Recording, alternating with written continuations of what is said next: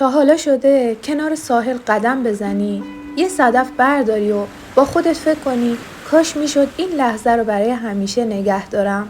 توی این ویدیو قرار یاد بگیری همین صدف ها رو به یک شمع زیبا و درخشان تبدیل کنی. شمعی که هم دکور جذابیه و هم یادآور حس آرامش دریاست.